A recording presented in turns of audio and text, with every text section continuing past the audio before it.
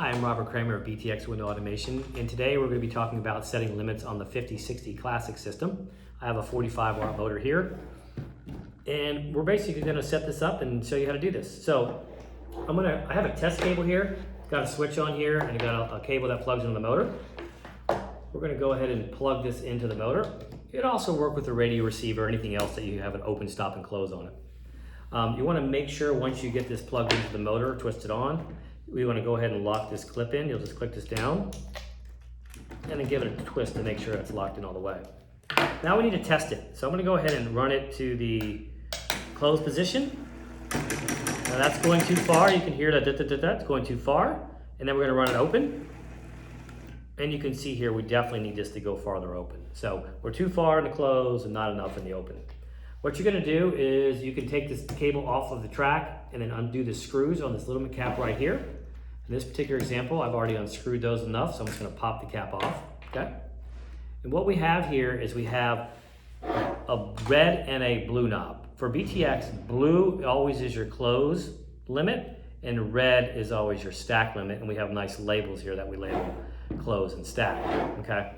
So now that we know that the unit is not going far enough in the stack and going too far in the close, we have two different ways of actually setting up this particular limit.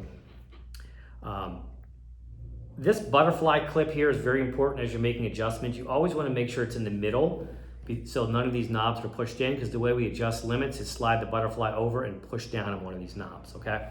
So in this case here, let's just go ahead and, since we're at the close, we're going too far in the close. So what I like to tell people to do here is as the unit is closing, in this particular case, it would be the same thing if it was opening, but since it's closing, look at which way the knobs are turning, either clockwise or counterclockwise.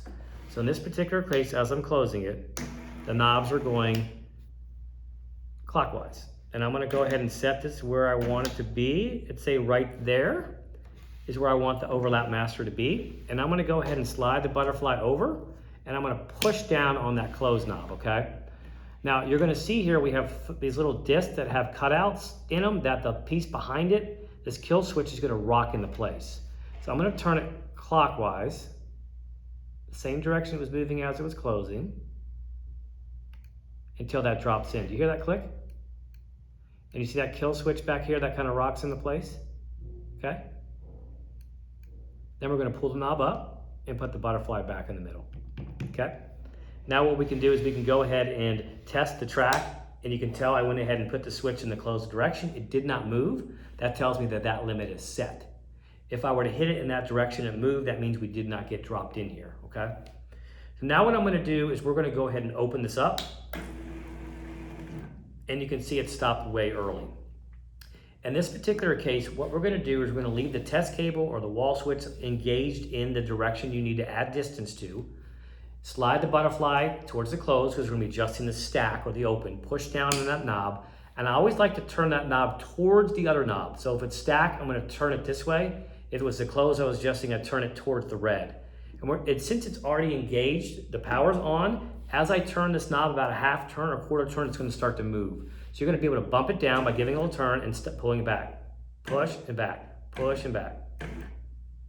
And that's where I want it, right there. I'll put this unit back up, put the butterfly back in the middle, make sure none of them are pushed in. And now we can go ahead and test the track. Here's your close right here. And we can go ahead and open it up now. And you can see it stopped where we want it to stop. Once you've completed that, you can put your limit cap assembly back into the unit like so.